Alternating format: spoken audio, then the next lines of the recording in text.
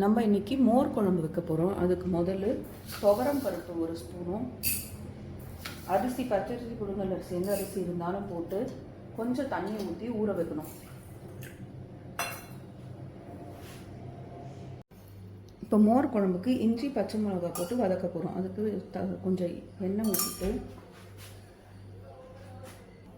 எண்ணெய் காஞ்ச உடனே 3 பச்சை மிளகாய் இஞ்சி போட்டு கொஞ்சம் வதக்கணும். பாருங்கள், இஞ்சி பச்சை மிளகாய் வதங்கிச்சு. இதெல்லாம் நம்ம மிக்சியில் இப்போ போட்டு அரைக்க போகிறோம். இப்போ நம்ம அந்த இஞ்சி பச்சை மிளகாய் போட்டுட்டு அது கூடவே உடைச்ச கடலை, தேங்காய், அப்புறம் ஊற வச்ச அரிசியும் துவரம் பருப்பும் இதெல்லாம் சேர்த்து சீரகம் போட்டு அரைக்க போகிறோம்.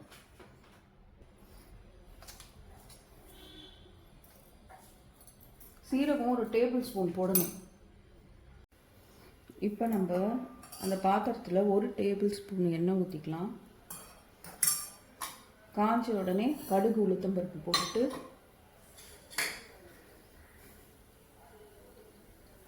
வெடித்த உடனே கருவேப்பிலை போட்டுக்கலாம்.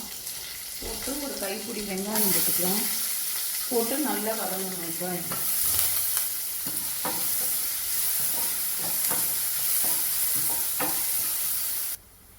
இப்போ வெங்காயம் நல்லா வதங்கிடுச்சு. இப்போ கொஞ்சம் தக்காளி போட்டுட்டு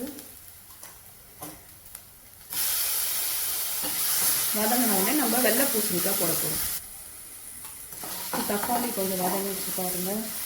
இது கூட வெள்ளை பூசணிக்காவும் போட போகிறோம். அப்போ தக்காளி வெள்ளை பூசணிக்காய் எல்லாம் சேர்ந்து வதங்கும்.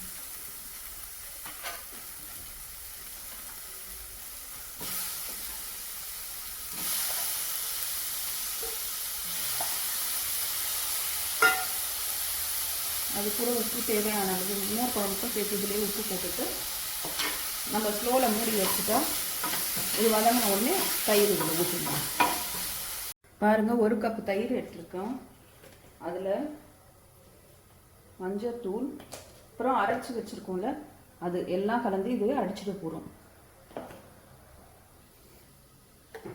இப்போ பாருங்கள், நல்லா இதை அடிச்சிடலாம். தயிர், அரைச்சி வச்சது, மஞ்சத்தூள் அடிச்சுட்டா அந்த பூசணிக்காவோடு சேர்த்துட்டா நம்ம மோர் குழம்பு ரெடி. இப்போ பாருங்கள், நம்ம வெள்ளை பூசணிக்காய் வெந்துருச்சு. இதில் நம்ம அந்த தயிர் சேர்க்க போகிறோம்.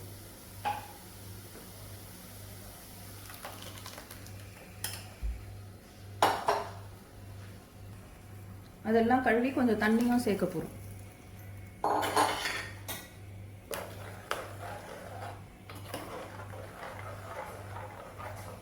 கொஞ்சம் மஞ்சள் தூள் வேணால் இன்னும் கொஞ்சம் சேர்த்துக்கலாம். லைட் கலர் வேணுங்க அப்படி விட்டுடலாம். நம்ம கொஞ்சம் நேரம் மூடி வச்சுட்டு அதுக்கப்புறம் ஒரு 2-3 மினிட்ஸ் கழித்து திறந்து பார்க்கலாம். ஒரு கொதி வந்தால் போதும். இப்போ எடுத்து பார்க்கலாம். பாருங்கள், ஒரு கொதி வருது. இன்னும் நம்ம இப்போ ஆஃப் பண்ணிடலாம். வெறும் ஒரே கொதியில் ரொம்ப கொதிக்க விடக்கூடாது. தயிர் ஊற்றிட்டு இப்போ ஆஃப் பண்ணிக்கலாம். நம்ம மோர் குழம்பு ரெடி.